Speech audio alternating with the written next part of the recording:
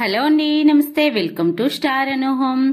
ఇవాళ మన వీడియోలో జొన్న పిండితో అప్పటికప్పుడు హెల్తీగా జొన్న పిండితో ఈ రోటీలను ఎలా ప్రిపేర్ చేసుకోవాలో వెజిటేబుల్స్ వేసి ఈ వీడియోలో అయితే మనం చూసేద్దామండి.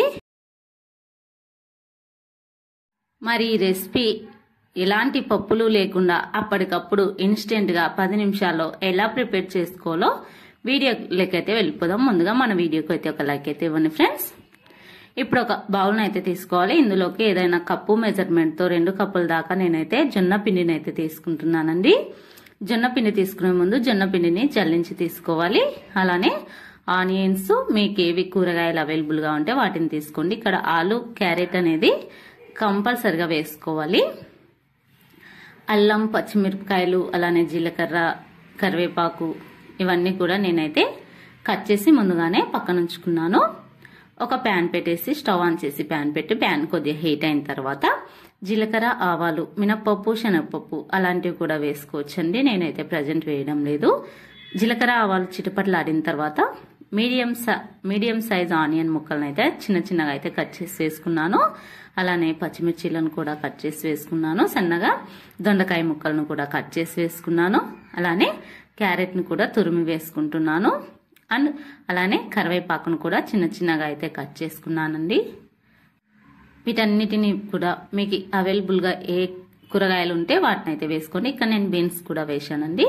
అలానే తురిమి పెట్టుకున్న పొటాటోను కూడా నీళ్ళల్లో వేసుకున్నట్లయితే పొటాటో వచ్చేసి నల్లగా కాదండి. ఇలా పొటాటోను కూడా నీళ్ళల్లో ఒకసారి వాష్ చేసి గట్టిగా నీళ్ళన్నీ పోయేటట్లుగా పిండేసి డైరెక్ట్గా ఈ మిశ్రమంలో అయితే వేసుకోవాలి. ఇప్పుడు ఈ పొటాటో కూడా ఈ మిశ్రమంలో కలిసేటట్లుగా అయితే కలుపుకోవాలి. ఇక్కడ కొద్దిగా సాల్ట్ వేసుకుని కలుపుకున్నట్లయితే తొందరగా ఇవైతే కుక్ అయిపోతాయండి. ఇవి ఓవర్ కుక్ కాకూడదండి. జస్ట్ 10% కుక్ అయినట్లయితే చక్కగా సరిపోతాయండి.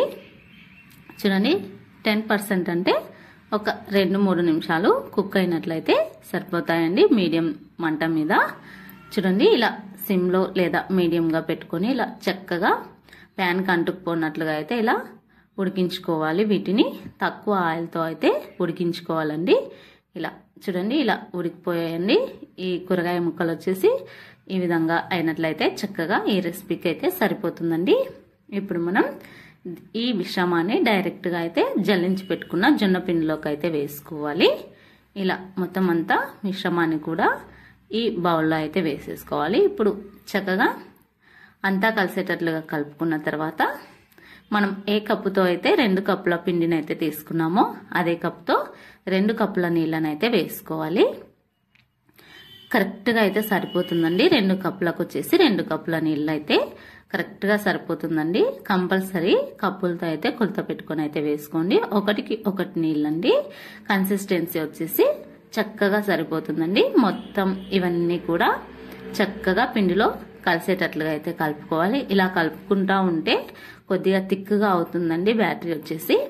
ఈ టైంలో రుచికి సరిపడా ఉప్పు కూడా చెక్ చేసుకోండి. అలానే ఒక చిటికెడు అంటే చిటికెడు వంట సోడా వేసుకోవాలి. ఇలా వంట సోడా వేసుకున్న తర్వాత మళ్ళొకసారి వంట సోడా యాక్టివ్ అవ్వడానికి మళ్ళొకసారి చక్కగా అంతా కలిసేలాగా కలుపుకోవాలి. ఇప్పుడు గుంటగట్టెనైతే తీసుకోవాలి. చూడండి, కన్సిస్టెన్సీ వచ్చేసి ఇలా థిక్గా అయితే ఉండాలి. ఇప్పుడు గుంటగట్టెనైతే తీసుకోవాలి. ఈ గుంటగట్టెతో అయితే మనకు నచ్చినట్లుగా అయితే వేసుకోవచ్చండి. ఇప్పుడు మనం దోశ ప్యాన్ లేదా వీడియోలో చేసిన విధంగా ఇలా ప్యాన్ తీసుకొని కొద్దిగా 1 టేబుల్ స్పూన్ అంత ఆయిల్ వేసుకోవాలి. ఇప్పుడు మనం చిన్న చిన్న అట్లు ఏ విధంగా వేస్తామో అదే విధంగా అయితే వేసుకోవాలి. చూడండి,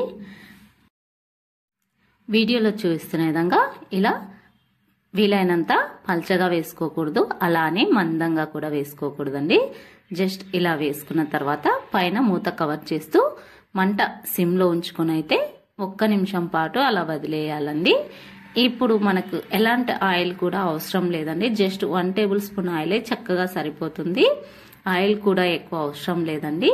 ఇప్పుడు చక్కగా 1 నిమిషం తర్వాత తీసి చూసినట్లయితే మనకు చక్కగా ఈ దోశ వచ్చేసి వేగిపోయి ఉంటుంది. మళ్ళీ మనం దీన్ని తిప్పేసి మళ్ళీ 1 నిమిషం పాటు వేయించుకోవాలి. ఇలా చక్కగా వేగిపోయిన దీన్ని తీసి సర్వింగ్ ప్లేట్లోకి అయితే సర్వ్ చేసుకోవాలి. ఇలా మిగతా అన్నిట్లను కూడా ఇదే విధంగా అయితే చేసుకోవాలండి. ఇందులోకి మీరు ఆకుకూరలు, మెంతి కూర కూడా వేసుకోవచ్చండి. ఇంకా మిగతా అన్నిట్లను కూడా ఇదే విధంగా అయితే చేసుకోవాలి. ఇక్కడ ఎర్రగా కాల్చుకున్నట్లయితే టేస్ట్ కొద్దిగా ఎక్కువగా బాగుంటాయండి. మనకు ఉడికే ప్రాసెసే కొద్దిగా టైం ప్రాసెస్ అండి. 1 లేదా 2 నిమిషాలు అయితే పడుతుంది.